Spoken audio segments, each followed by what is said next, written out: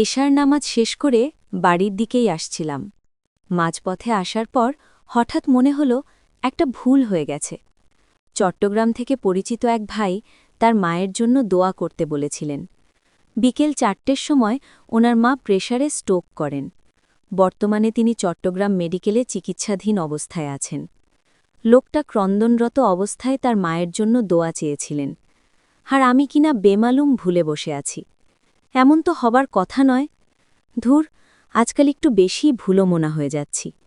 এতটা ভুলোমনা হলে কি চলে বলুন তো? নিজের কাছেই কেমন খারাপ লাগছে। বাড়ির পথে আর পা না বাড়িয়ে আবার ছুটে গেলাম মসজিদে।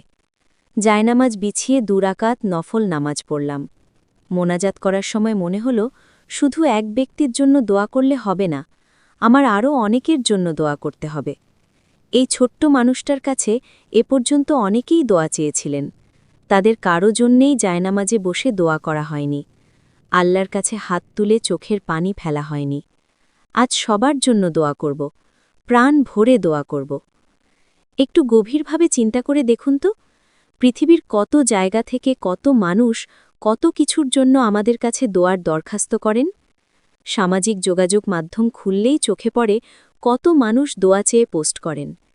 কারো মায়ের জন্য, কারো বাবার জন্য, কারো সন্তানাদি, পরিবার পরিজন, আত্মীয় স্বজন, বন্ধুবান্ধব, পরিচিত জন কিংবা নিজের জন্য দোয়া চেয়ে থাকেন। আমরা কি তাদের জন্য দোয়া করি? জায়নামাজে বসে আল্লাহর কাছে হাত তুলে চোখের পানি ফেলি? কেউ করে, কেউ করে না, আবার কেউ কেউ মুখে মুখে বলে ঠিকই, কিন্তু পরে আর মনে থাকে না। জাগতিক ব্যস্ততার কারণে পুরো দস্তুর ভুলে যায়। আচ্ছা, একটু ভাবুন তো, কারো জন্যে দোয়া করলে আমাদের কি এমন ক্ষতি হয়ে যায়? বরং লাভ আমাদেরই। আমরাও তো নানান বিষয়ে কত মানুষের কাছে দোয়া চাই। অসুস্থতা থেকে রোগ মুক্তি, পড়াশোনার উন্নতি, সাংসারিক ত্রুটি বিচ্ছুটি, আর্থিক অসচ্ছলতা, মানসিক টেনশন, হতাশা, ডিপ্রেশন কিংবা মনের আশা পূরণ হওয়ার জন্য।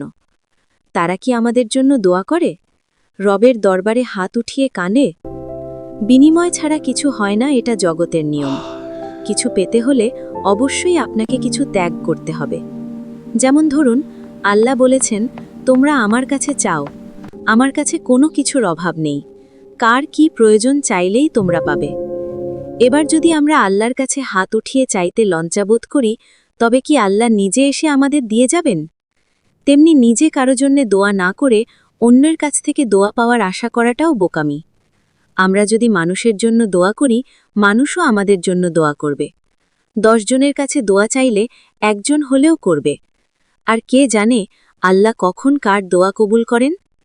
মনে করুন, আপনি একজন রুগ্ন ব্যক্তির জন্য দোয়া করলেন। আল্লাহ আপনার দোয়াটা কবুল করে নিয়ে লোকটাকে রোগমুক্ত করে দিলেন। বিষয়টা কেমন হয় বলুন তো? এমন যদি হয়, কতই না ভালো হয়। মানুষে মানুষে একটা গোপনীয় আত্মার সম্পর্ক হয়ে যায়। আজ দীর্ঘ সময় নিয়ে দোয়া করেছি। দোয়া করার সময় আমার চোখ থেকে টপ টপ করে পানি পড়ছিল। অদ্ভুত, এমনটা আগে কখনো হয়নি। মসজিদে আসতাম, নামাজটা পড়ে শর্টকাট দোয়া করে চলে যেতাম। আজ খুব ভালো লাগছে। মনের মধ্যে অজানা একটা প্রশান্তির বাতাস বইছে। দারুণ এক অভিজ্ঞতা পেলাম। কোথাও শুনেছিলাম, দোয়া করার পর মনে প্রশান্তি আসলে নাকি সেই দোয়া কবুল হয়। জানি না আল্লাহ আমার দোয়া কবুল করবেন কিনা, তবে দোয়া করতে যে এত ভালো লাগে, আগে জানলে রোজই এমনভাবে দোয়া করতাম। বাড়িতে এসে চট্টগ্রামের সেই ভাইটিকে একটা SMS করে রাখলাম। ভাই, আমি আপনার মায়ের জন্য দোয়া করেছি, প্রাণ ভরে দোয়া করেছি। আপনার মায়ের অবস্থা কেমন সময় করে জানিয়েন। সকালে উঠে দেখলাম ভাইটি আমার মেসেজের রিপ্লাই দিয়েছেন। আলহামদুলিল্লাহ, আল্লাহ মনে হয় আপনার দোয়া কবুল করেছেন। আমার এখন মোটামুটি সুস্থ আছে। ডাক্তার বলেছেন এখন আর ভয়ের কিছু নেই, তবে সুস্থ হতে কিছুটা সময় লাগবে। আল্লাহর কাছে লাখ লাখ শুকরিয়া, আর আপনাকে অনেক অনেক ধন্যবাদ। আমিও আপনার জন্য দোয়া করব। আল্লাহ আপনাকে নেক হায়াত দান করুক। লোকটার কথা শুনে মনটা ভরে গেল। খুব শান্তি লাগছে। এই তো ভালোবাসা, মানুষে মানুষে ভালোবাসা, আত্মার সাথে আত্মার ভালোবাসা।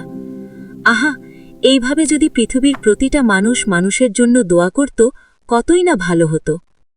ভালো লাগলে লাইক, কমেন্ট ও শেয়ার করে পাশে থাকুন। It's so good